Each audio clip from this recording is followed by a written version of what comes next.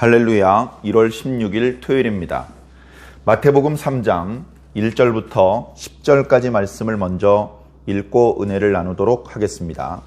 그때에 세례 요한이 이르러 유대 광야에서 전파하여 말하되 회개하라 천국이 가까이 왔느니라 하였으니 그는 선지자 이사야를 통하여 말씀하신 자라. 일러스되 광야에 외치는 자의 소리가 있어 이르되 너희는 주의 길을 준비하라. 그가 오실 길을 곧게 하라 하였느니라. 이 요한은 낙타털 옷을 입고 허리에 가죽띠를 띠고 음식은 메뚜기와 석청이었더라. 이때에 예루살렘과 온 유대와 요단강 사방에서 다 그에게 나아와 자기들의 죄를 자복하고 요단강에서 그에게 세례를 받더니 요한이 많은 바리새인들과 사두개인들이 세례 베푸는 대로 오는 것을 보고 이르되 독사의 자식들아 누가 너희를 가르쳐 임박한 진노를 피하라 하더냐. 그러므로 회개에 합당한 열매를 맺고 속으로 아브라함이 우리 조상이라 생각하지 말라. 내가 너희에게 이르노니 하나님이 능히 이 돌들로도 아브라함의 자손이 되게 하시리라. 이미 도끼가 나무 뿌리에 놓였으니 좋은 열매를 맺지 아니하는 나무마다 찍혀 불에 던져지리라. 아멘.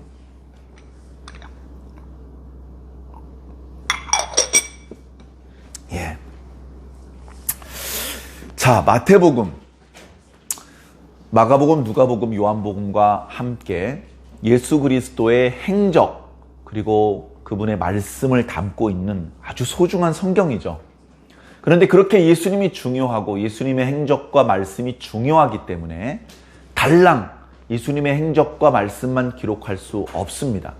원래 보석이 아주 진귀하면 보석을 둘러싼 링도 그냥 구리 조각으로는 할 수 없는 겁니다. 금으로 해야죠. 그리고 그 담겨지는 상자 안에 보물이 값진 것이라면 상자도 볼품없는 괴짝으로 만드는 것이 아니고 아주 공을 들여서 그 상자를 튼튼하고 아름답게 만드는 것이죠. 사람이 존귀하면 옷도 화려하게 입는 법이듯 예수 그리스도의 값어치가 높기 때문에 달랑 알맹이만 꺼내서 보여줄 수 없고 그 앞부분과 뒷부분에 예수님을 보다 잘 볼 수 있고 이해할 수 있고 깨달을 수 있는 증거들이 나타나고 있는 것입니다. 그래, 지금 3장에 이르렀음에도 불구하고 아직 예수님의 음성이 들리지는 않습니다. 그러나 너무 조급해할 필요는 없습니다. 차근차근 그저 하나님께서 오라고 하시는 데까지, 하나님께서 알려주시는 데까지 우리는 듣고 믿으면 될 줄로 압니다. 자, 오늘 이제 3장이 되었는데요. 이제 시대로 말하면 이제 예수님께서 유아기 또는 소년기 이런 건 아닙니다. 1장, 2장과 달리 시간이 좀 점프를 한 것이죠. 성경에 정확히 예수님께서 몇 살부터 몇 살까지 사역을 하셨다 그렇게 기록하지는 않습니다. 대략 예수님께서 30세쯤 되신 것 같아 보이더라 이런 기록이 있고, 그리고 요한복음은 특별히 다른 복음서보다 비교적 시간 순서대로 기록되어 있다고 여겨져서 요한복음 안에 6월절이 3번 나타나는 것을 보니 대략 3년쯤 사역하신 것 같다. 이제 그렇게 비추어서 그렇다면 약 30세쯤 사역을 시작하셔서 33세쯤 되셨을 때에 십자가에 달려 돌아가신 것이 아닐까. 보통은 이제 그렇게 생각을 합니다. 그러면서 이제 33세에 위대한 업적을 세웠지만 갑자기 죽임을 당했던, 왜 죽었는지 잘 모르죠. 알렉산더 대왕과 예수님을 비교하기도 합니다. 알렉산더 대왕도 33살에 그 젊은 나이에 그 대제국을 건설해 놓고서는 갑자기 죽었거든요. 예수님과 비교를 합니다. 33세에 죽었기 때문에. 그래 예수님은 알렉산더에 비하면 권세도 누리지 못했고 땅도 그렇게 차지하지 못했고 아무것도 아니죠. 그러나 예수님의 영적인 영향력은 알렉산더가 만든 제국의 크기에 비교할 수가 없지요. 온 우주에 예수 그리스도의 능력과 그분의 사랑과 은혜가 미치지 않는 곳은 없습니다. 자, 예수님께서는 아직 나타나고 계시지 않지만 오늘 말씀에 보니까 세례자 요한이 나타납니다. 이제 예수님의 12제자 중에도 요한이라는 이름의 제자가 있었죠. 우리가 얼마 전까지 묵상했던 요한 1서, 2서, 3서, 그리고 요한복음과 또 요한계시록을 기록한, 그러니까 성경의 권수로만 따지면 신약 성경에서 사도 바울 다음으로 많은 성경을 그 기록으로 남긴 예수님의 12제자 중에 한 사도, 그 요한과 구별하기 위해서 이제 세례를 베푼 사람이라고 해서 세례 요한, 세례자 요한 이렇게 표현을 합니다. 나이 차이도 물론 많이 나겠죠. 세례자 요한은 엄밀히 말하면 이제 친척이죠. 외사촌쯤 될 것입니다. 그래서 한 6개월 정도 먼저 태어났습니다. 어떻게 6개월이나 먼저 태어난 걸 아십니까? 그건 천사 가브리엘이 마리아에게 수태고지를 할 때 이미 엘리사벳이 임신을 못하는 줄 알았는데 벌써 임신 6개월이 되었다라고 말하는 것으로 미루어서 그렇게 우리가 생각하는 것이죠. 성경을 통해서 너무 엄밀하고 정확한 객관적인 사실을 알려고 하지 마십시오. 성경은 객관적인 정확한 사실을 전달하는 게 목적이 아닙니다. 성경은 하나님의 뜻을 보여주고, 그리고 모든 사람이 아닌 구원받아야 될 사람이 구원받는데 필요한 말씀이 기록되어 있을 뿐입니다. 그래서 아까도 잠깐 말씀드렸던 것처럼 우리는 모든 하나님의 것을 아는 것이 아니고요, 하나님께서 보여주시고 들려주신 데까지 그렇게 가는 겁니다. 하나님께서 허락하지 않은 곳까지 넘어서 나아가면 이단이 되는 것이고 마귀가 되는 것입니다. 예수님께서 베드로를 책망하신 적이 있었죠.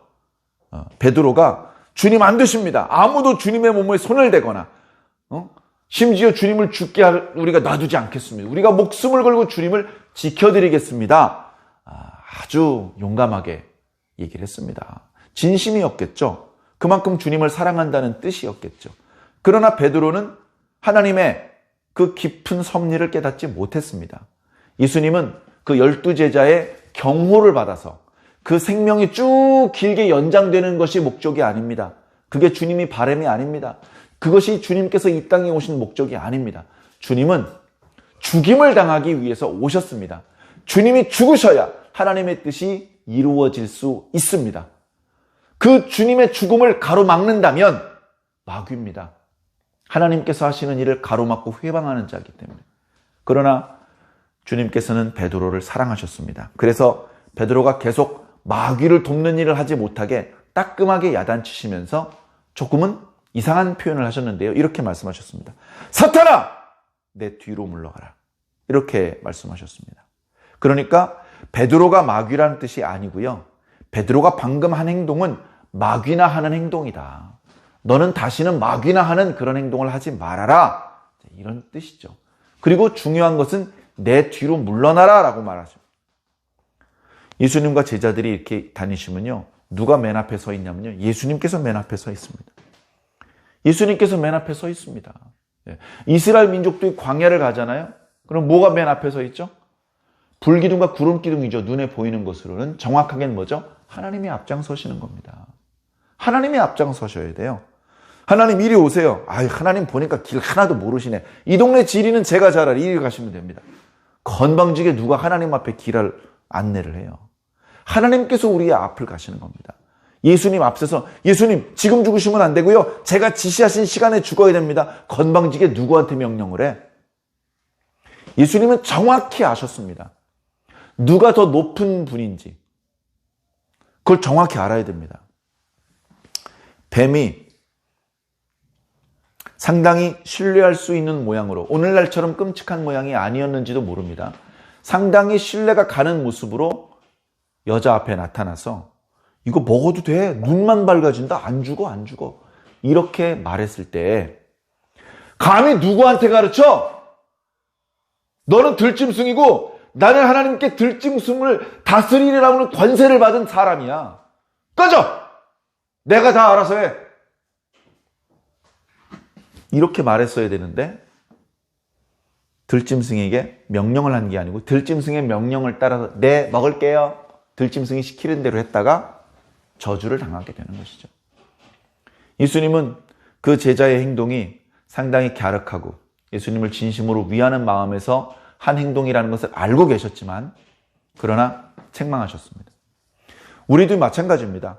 우리 예수 믿는 성도들이 누가 예수님을 부정하고 예수님을 믿지 않고 예수님께서 하시는 일을 방해하고 싶은 사람이 있겠습니까? 그러나 나도 모르게 의욕이 앞서고 나도 모르게 내 속에 있는 죄의 본성이 불쑥불쑥 올라오고 그 과정에서 예수님께서 하시려는 일을 가로막고 예수님에게 배우는 게 아니라 예수님을 가르치려 하고 이런 실수를 범할 수도 있다는 것을 꼭 기억해야 됩니다. 그래서 이제 말씀을 통해서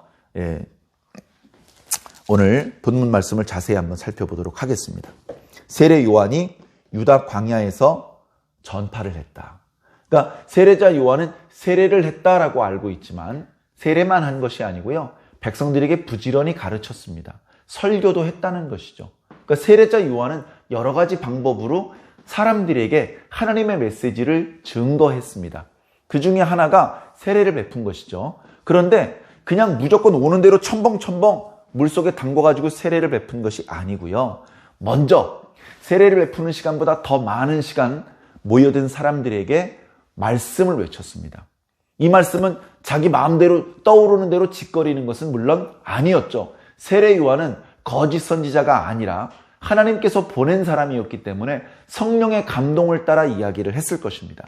세례 요한이 어떤 내용의 설교를 했는지는 누가복음에 조금 자세히 나옵니다. 다양한 계층을 향해서 그들에게 맞는 말씀을 주셨고요. 오늘 말씀에는요, 와서 천국이 가까웠으니 회개하라. 이제 이런 말씀을 전했다는 것을 알 수 있지요. 자, 그리고 재미있는 것은 4절에 이 요한은 낙타 털옷을 입고 허리에는 가죽띠를 띠고 음식은 밀가루 떡이 아니고 보리떡이 아니고 메뚜기와 석청이었더라. 저는 어렸을 때 석청이 뭔지 잘 몰랐습니다. 파란색 돌인가? 근데 그게 아니고요. 벌꿀입니다. 벌꿀. 벌꿀은 보통 어디 있냐면요. 벌집 속에 있죠. 근데 벌의 종류에 따라서 굴 속에 이렇게 그 꿀을 이렇게 덩이지게 보관하는 그런 이제 벌도 있습니다. 그래서 그 꿀은 더 영양이 많고 그 꿀은 더 달콤하다. 이제 그렇게들 알려져 있는데요. 그런데 그걸 알면서도 사람들이요. 그 꿀을 함부로 집어다 먹을 수가 없습니다. 왜? 벌들이 그 목에 내버려 두나요? 번개같이 달려들어서요. 거의 죽을 지경이 되게 만들기 때문에 거기 가면 꿀이 있는 걸 알면서도요. 쉽게 그 꿀 있는 데 가지 못하죠. 그러나 세례자 요한은 그렇지 않았습니다. 벌이 한 대도 세례자 요한을 안 쏘았을까? 그런 건 아니었을 거라고 생각합니다. 그러나 세례자 요한은 거침이 없었죠. 그런데 특별히 지금 마태복음 3장 4절에 세례자 요한의 모습을 묘사한 데는 그만한 이유가 있습니다. 뭘 입고 있다고요? 낙타 털옷. 그리고 허리는 뭘로 점맸다고요? 가죽띠로 점맸고요. 먹는 건 메뚜기를 석청에 찍어서 먹었습니다. 아주 특이하고 기괴한 모습이죠. 바로 이런 독특한 모습 때문에 사람들이 대번에 알아봤습니다. 저 사람은 진짜 선지자구나. 저 사람은 저녁에 퇴근하질 않아. 저 사람은 결혼해서 아이들을 돌보고 그러는 게 아니야. 저 사람은 우리들한테 돈을 요구하는 게 아니야. 저 사람은 제대로 먹지도 못하고 제대로 편안하게 쉬지도 못하는데 저 사람은 설교를 할 때 보면 어디서 그런 능력이 나타나는지 지치지도 않게 하나님의 말씀이 콸콸콸콸 쏟아져. 그리고 그의 말씀을 들을 때 우리 모두는 알아. 가슴이 뜨거워진다는 것을. 그리고 그의 말씀을 들을 때 우리는 다 눈물이 나고 우리는 다 하나님 앞에 부끄럽고 우리는 다 하나님 앞에 죄인이라는 것이 느껴지고 그 하나님 앞에 진심으로 회개하게 돼. 그렇게 되는 걸 보니 저 사람은 진짜 하나님의 종이야 라고 다 느끼는 겁니다. 특별히 3장 4절의 모습은요. 열왕기에 남아있는 엘리야 선지자의 모습입니다. 구약에 많은 선지자들이 있었지만 낙타 털옷을 입고 허리에 가죽띠를 띠며 메뚜기와 서청을 먹었던 선지자는 딱 한 명. 엘리야 선지자만 그렇게 했습니다. 그래서 이 모습을 보면 엘리야 선지자가 떠올러야 정상입니다. 사람들이요. 아하방 시대에 엘리야 선지자의 얼굴을 모르는 사람들이 많았어요. 근데 지나가다가 엘리야 선지자가 뭐라고 말하면서 니네 왕 아합한테 전가를 전해주어라 이럽니다. 그래서 영문도 모르게 왕 앞에서 어떤 놈이 와가지고 왕한테 이런 얘기를 전해주라고 하던데요. 왕이 물어봅니다. 그 사람 혹시 낙타 토르 입었니? 허리에 가죽띠 메고 있지? 아이고 엘리야 선지자네. 이렇게 대번에 알아볼 정도로 그때 당시 아주 특이한 옷차림으로 사람들에게 이렇게 알려져 있었던 사람이죠. 그래 왜 세례자 요한이 엘리야만 가지고 있었던 그런 패션 스타일로 옷을 입었을까? 그것은 멋있어 보이려고 돋보이려고 엘리야는 아니면서 엘리야와 같은 명예를 얻으려고 그게 아니고요. 이건 다 성령의 감동을 따라서 그렇게 한 겁니다. 이 세례자 요한은요. 자기가 하고 싶어서 하는 일이 없어요. 처음부터 끝까지 자기가 태어나고 싶어서 태어난 것도 아니고요. 자기가 광야로 나가고 싶어서 나간 거나 설교하고 싶어서 설교하거나 세례를 베풀고 싶어서 세례를 베풀거나 석청을 먹고 싶어서 석청을 찍어 먹은 게 아닙니다. 그의 모든 삶은 철저히 하나님의 뜻에 의해서 움직였던 것입니다.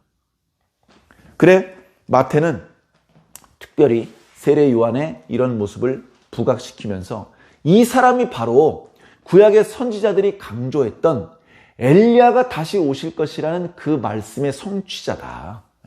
그렇게 이야기하고 있죠.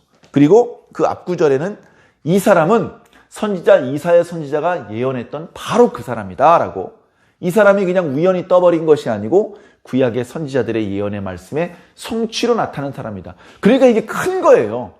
뭐가 크냐면요, 예수님이 큰 거예요.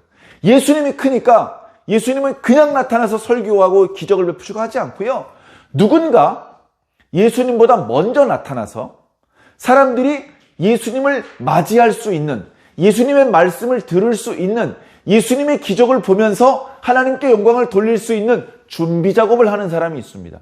구약의 그 어떤 선지자가 작은 선지자를 미리 보내서 자신의 앞길을 준비했습니까? 모세도 그렇게 하지 않았습니다. 엘리야도 그렇게 하지 않았습니다. 그런데 예수님은 커도 너무 크신 분이에요. 제가 종종 그런 말씀을 하죠. 교회 여러 절기들이 있습니다. 가장 큰 절기가 있다면 부활절, 또 성탄절일 것입니다. 예수님께서 부활하신 날, 우리를 위해서 태어나신 날, 그것을 기념하는 절기의 의미가 너무나 크기 때문에 그 절기를 준비하는 절기도 있습니다. 성탄절을 위해서는 강림절이 있고요, 부활절을 위해서는 사순절이라고 하는 절기가 있는 것입니다. 예수님의 사역이 너무나 크고 그 능력이 탁월하시기 때문에 이런 세례자 요한의 사역이 필요했던 것입니다. 구약 성경에서는 이미 그렇게 준비 작업을 먼저 한 후에 메시아가 역사할 것을 미리 말씀하셨고, 그 말씀들은 허공에 흩어지는 연기가 아니라 이렇게 실제로 사람들의 눈앞에 보이고 손으로 잡을 수 있는 그런 실질적인 모습으로 성취가 되고 있는 것입니다. 자, 그런데 세례 요한의 설교는 다채롭지 않았습니다. 무슨 책으로 기록할 만한 그런 것들이 아니었으며 어쩌면 매우 단순했습니다. 그리고 했던 설교가 계속 매일같이 반복되었습니다. 그럼에도 불구하고 사람들은 투정하지 않았습니다. 에이, 뭐 좀 재밌는 얘기 없습니까? 아니, 어제보다 좀 이렇게 좀 힘이 빠져. 오늘 목소리가 지금 힘이 빠져버려요. 더 힘차게 좀 설교해 보세요. 지난번에 설교하다 노래도 한 자락 뽑으시더니 오늘도 노래 좀 한 곡 뽑으시구려. 이렇게 세례자 요한에게 불평을 하거나 요구를 하지 않았습니다. 맨날 똑같은 설교가 반복되었음에도 불구하고 그 설교는 듣는 그 당시 사람들의 마음속에 큰 감동과 울림을 주었습니다. 그래서 사람들의 반응은 가히 폭발적이었죠. 여기 보면 다라고 하는 한 글자로 표현되고 있지만 5절에 예루살렘과 온 유대와 요단강 사방에서 다 그에게 나왔다. 왜 나왔을까요? 말씀을 들으러 나온 겁니다. 자, 그렇게 세례 요한의 말씀을 들은 사람들 중에 감동들을 받는데, 감동을 좀 많이 받은 사람도 있고 조금 덜 받은 사람도 있겠죠. 그 중에 감동을 많이 받은 사람이 세례 요한이 먼저 요단강 속으로 들어가자 따라 들어옵니다. 왜냐하면 이것도 이제 당시의 풍습인데요. 당시의 풍습, 구약 때부터 있었던 풍습은 아닌 것 같아요. 구약 때도 물론 그런 풍습이 있었죠. 우리가 잘 아는 시내산에서 이스라엘 백성과 하나님과 언약을 맺기 전에, 그러니까 출애굽기 19장을 보면 먼저 하나님께서 당신의 백성들을 성결하게 준비시키는 모습이 나옵니다. 그 과정에서 물로 옷을 빨고 몸을 씻는 과정이 나오죠.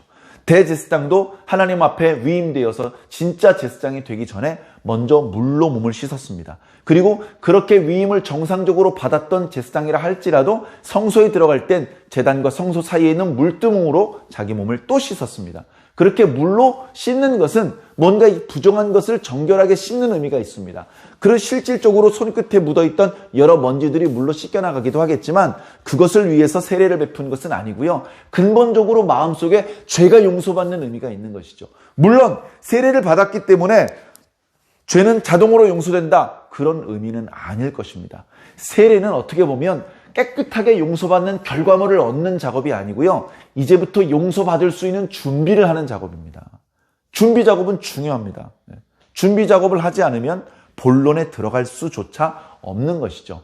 정확하게 미리 말씀을 드리자면 죄의 용서는 예수 그리스도를 통해서 받는 것입니다. 예수 그리스도의 무슨 돌로 떡덩이가 되게 하는 기적이 아니고 십자가에서 보혈을 흘리면서 죽으시는 그것으로 우리를 살리시고 우리의 죄를 용서하시고 구원하시는 겁니다. 그 예수 그리스도의 놀라우신 구원의 은총을 입으려면 먼저 세례받고 그 구원의 은총을 받을 수 있는 준비를 해야 되는 것이죠. 그러니까 세례자 요한은 철저하게 자기 자신을 위해서 사용하는 것이 아니고 자기 뒤에 곧바로 나타나실 그리스도를 위한 일을 하고 있는 것입니다. 자기가 주인공이 아니에요. 그것을 알면서도 이렇게 열심히 성실하게 일을 하고 있는 것입니다. 그런데 세례자 요한이 이렇게 열심히 설교하고 세례를 베푸는 작업을 하다 보니 어느 날 이렇게 보니까 바리새인들과 사두개인들이 와 있습니다. 그 설명까지 오늘 드리면 조금 길어질 것 같으니까 다음에 드리기로 하고요. 어쨌건 당시 종교 지도자들 중에서 이렇게 세례 요한이 있는 곳에 몇 사람들이 왔습니다. 그 사람들은 진심으로 세례 요한을 통해서 말씀을 듣고 은혜 받고 감동받고 회개하기 위해서 온 사람들이 아닙니다. 워낙 사람들에게 인기가 많으니 도대체 뭐하는 놈인가? 더 높은 사람에 의해서 보냄을 받은 사람이죠. 그래서 뭐하는 놈인지 도대체 사람들 앞에서 뭐라고 씨부리는지 그런 걸 잘 들었다가 이제 자기를 보낸 사람들한테 보고를 하기 위해서 온 것이죠.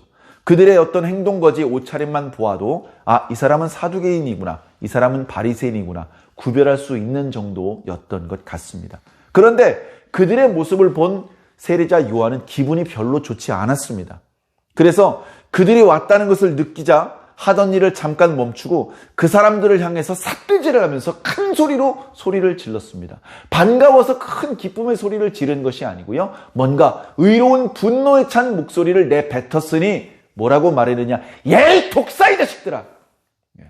우리 대한민국 사람들은 기분 나쁘면 독사의 자식이 아니고 개의 자식이라 이렇게 말을 합니다. 개의 자식. 그런데 개의 자식이라는 말보다 유대인들에게는 독사의 자식이라는 말이 더 심한 욕입니다. 왜냐? 구약 성경에 뱀을 통해서 사람이 타락했다는 것을 다 알고 있거든요. 뱀은 마귀, 악한 자의 대명사였습니다. 독사의 자식이라면 악한 자의 하수인이나 되는 그런 존재로 말을 한 것입니다. 그런데 그 뒤에 이어지는 말씀을 보면 그냥 기분 나쁘니까 욕을 했는지 왜 욕을 했는지 그 이유가 나와 있습니다. 그 이유는 뭐냐면 그 바리새인들과 사두개인들의 회개는 받지 않겠다. 너희들은 아무리 겸손히 무릎을 꿇어도 인마 틀렸어. 이 말이 아닙니다. 바리새인 중에서도 겸손히 무릎을 꿇으면 받아주십니다. 사두개인 중에서도 진심으로 회개하면 받아주십니다. 그런데 이렇게 보니까 그래도 세례자 요한이 하나님의 종이고 성령 받은 사람인데 딱 보면 알죠. 그들의 마음이 어떤 심보인지. 진심으로 회개하기 위해서 온 것이 아니거든요. 그러니까 진심으로 회개해야 된다라는 말씀을 뒤에 이어서 하고 있는 것입니다. 독사의 자식들아, 누가 너희를 가르쳐 임박한 진노를 피하라 하느냐. 그러니까 주의 종, 성령 받은 주의 종이 있는 곳으로 와서 그의 말씀을 듣고 감동받고 회개하고 세례받고 위로부터 하나님께서 주시는 것들을 책망이든 축복이든 다 겸손히 받는 사람은 임박한 진노를 피할 길이 열리는 것이죠. 그러나 그 첫 단계인 회개도 하지 않는 자는 진노를 피할 수가 없는 것이죠. 그러므로 진노를 피하며 하나님의 은총을 입으려면 8절 회개에 합당한 열매를 맺어라. 자, 여기서 회개의 의미를 간단하게 설명을 드리겠습니다. 영어 성경에 repent였나? 자, 그리고 헬라어 성경에는 메타노이아라고 표현하고 있는데요. 이건요, 생각을 바꾸라는 겁니다. 생각을 바꾸라. 다시 말해서 겉으로 드러나는 말투를 바꾸라. 이게 행동, 거지, 습관을 바꾸라. 이게 아니고요. 그거보다는 먼저 그 마음속 깊은 내면의 변화가 일어나야 된다는 것입니다. 하나님을 믿는 사람들이 되라는 것입니다. 이 말씀은 의외의 말씀입니다. 사실은 뭐냐면 당시 이스라엘 땅은요, 성전이 있는 곳입니다. 그리고 과거에 하나님께서 아브라함과 이삭과 야곱에게 약속하셨고 모세와 여호수아 시대 때 그 땅을 차지하게 하셨던 바로 그 땅입니다. 심지어 유다가 멸망해서 포로로 끌려갔다가도 페르시아로 역사가 바뀌게 하시면서 다시 그 땅을 유다 사람들이 차지하게 허락해 주셨던 땅입니다. 기적의 땅이죠. 축복의 땅입니다. 구원의 땅이죠. 그럼에도 불구하고 그 땅에는 지금 누가 살고 있다는 거예요? 하나님의 백성이 살고 있는 것이 아니고 죄인이 살고 있다는 겁니다. 회개해야 될 죄인들이 살고 있다는 겁니다. 너희들이 성전이 있는 땅에 살고 있고 과거의 조상들에게 약속해 주셨던 그 땅에 살고는 있지만 너희들은 그 땅에 살 자격이 없는 죄인이야. 자, 그러고 보니까 2절에 회개하라, 천국이 가까웠다라고 말하고 있잖아요. 천국. 신약 성경, 구약 성경을 관통하는 아주 중요한 주제입니다. 천국, 하늘나라, 하나님의 나라를 뜻하는 것이죠. 어디가 하나님의 나라입니까? 자, 연병장에 병사들이 10명 있습니다. 근데 소대장이 나와서 야! 우리 소대원은 막사로 들어와! 그랬더니 10명 중에 3명이 막사로 들어왔습니다. 7명은 안 들어와요. 계급도 소대장보다 낮은데 왜 안 들어왔을까요? 그 소대장 소속의 소대원이 아니기 때문에 그렇습니다. 그렇죠? 마당에 사람들이 많이 있어요. 근데 하나님께서 나와서 말씀하십니다. 내 백성들은 이리 들어와라. 그러면 누가 들어오겠습니까? 하나님의 백성만 들어오는 겁니다. 무슨 말인지 알겠어요? 하나님의 명령에 순종하는 곳, 거기까지가 하나님의 나라예요. 하나님이 임하시는 곳, 그 자리가 하나님의 나라입니다. 그런 자리가 지금 먼 상태였어요. 먼 상태. 그러니까 성전이 있고 과거 언약의 땅이라고 불리는 땅이었지만 너희들의 영적인 상태는 아직 가나안에 도착하지 않았던, 아직 애굽에 살고 있는 이스라엘 백성이나 마찬가지야. 회개하고 그 땅에서 나와서 천국으로 들어가야 돼. 그러니까 내 몸이 물리적인 위치를 변경시켜서 이동해야 된다는 뜻이 아니고요. 나의 내면의 변화가 일어나야 된다는 겁니다. 내 내면이 죄인의 상태가 아니고 그 죄를 회개하고 다시 하나님을 아버지라고 부를 수 있는 자녀의 상태로 내면의 변화가 일어나야 됩니다. 그 변화가 일어나기 위해서 처음에 해야 되는 것이 바로 회개입니다. 회개는 어떻게 합니까? 우선 말로 해야 되겠죠. 그런데 말로만 하면 인정하지 못합니다. 우리는 얼마 전에 사도 요한의 글을 통해서 형제를 사랑할 때도 말과 혀로만 사랑하지 말고 행함과 진실함으로 하자라는 말씀을 들었습니다. 우리들의 믿음도요, 마음의 상태로 끝나지 않고 겉으로 행동으로 드러나야 됩니다. 그래서 오늘 우리 올해 교회 표어도 아버지의 뜻대로 행하는 자라고 정하지 않았습니까? 회개도 마찬가지죠. 말로 끝나면 안 되고요. 회개에 합당한 열매를 맺어야 됩니다. 열매라는 것은 행함의 열매, 언어의 열매를 말하는 것이죠. 마음속으로 하나님 앞에 회개하는 어떤 진실된 마음이 있다면 그것은 반드시 말과 행동으로 표현될 것입니다. 그 표현까지 진행이 되어야 진정한 회개로, 진정성 있는 회개로 하나님께서 인정해 주시고 당신의 백성으로 삼아 주시며 구원의 은혜로 이어질 수 있도록 인도해 주시는 것입니다. 회개에 합당한 열매를 맺어야 됩니다. 9절, 니들 바리새인들 사두개인들 왜 회개 안 하려고 하는지 알아. 이 이야기를 했을 때, 회개하라는 말을 했을 때 바리새인과 사두개인들은 생각했을 겁니다. 그래, 너희 율법을 어기는 자들은 회개해야지. 그래, 너희 이방인들은 회개 많이 해야 될 거야. 나는 안 해도 돼. 왜? 난 율법을 잘 지키고 있어. 우리 조상은 아브라함이야. 이런 생각을 하고 있다는 것이죠. 그걸 간파하고 구절 말씀을 하는 겁니다. 속으로 아브라함이 너희 조상이라고 생각하지 말아라. 왜? 너희들은 사실은 아브라함의 후손이 아니야. 이 말을 하려는 게 아닙니다. 그래, 맞아. 너희들이 생각하는 것처럼 너희들은 아브라함의 직계 후손이야. 근데 그것은 하나님의 백성이 되는 것과 아무 상관이 없어. 이미 마태복음 1장에 어떤 말씀이 있었죠? 예수님의 족보에 이스라엘 사람이 아닌 여인들의 이름이 4명이나 나타나고 있습니다. 하나님의 아들 예수 그리스도가 육체를 입고 이 땅에 오실 때 그를 영접했던 사람들은 뜻밖의 이방인 박사들이었습니다. 그들은 이방인이었으니까 주님을 영접했지만 인정할 수 없어가 아니고 인정해 주시겠다는 겁니다. 진심으로 회개하고 진심으로 믿고 진심으로 사랑한다면 이방인이라도 나의 백성이 될 수 있다. 이방인이라도 나의 나라에 들어올 수 있다. 그렇게 말씀하시는 겁니다. 하나님께서는 능히 이 돌들로 아무 쓸모없어 보이는 저 이방인들로도 아브라함의 씨가 되게 하실 수 있다. 도끼가 이미 나무 뿌리에 놓였다. 소풍 나왔겠습니까? 놀러 나왔겠습니까? 할 일도 없는데 녹슬게 왜 꺼내놨겠습니까? 휘둘러서 나무를 끊어내려고. 도끼가 나왔다는 건 뭡니까? 조금 있으면 휘두를 거란 뜻입니다. 다시 말해서 하나님의 진노가 임박했다는 것입니다. 하나님의 나라가 임박했다는 겁니다. 가까이 있었다는 겁니다. 그러니까 회개하긴 해야지. 근데 지금은 바빠서. 이렇게 나중으로 미룰 일이 아니라는 겁니다. 지금 당장 해야 된다는 것이죠. 예. 그래서 좋은 열매를 맺지 아니하는 나무는 찍어서 불에 던져진다. 예. 어떤 열매가 좋은 열매입니까? 어떤 열매? 잘 모르겠으면요. 답을 성경책 안에서 찾아요. 8절에 있잖아요. 무슨 열매가 좋은 열매입니까? 회개에 합당한 열매가 좋은 열매예요. 말로만 회개하지 말고 회개에 합당한 열매를 맺어야 돼요. 예. 동생이 미워요. 어떻게?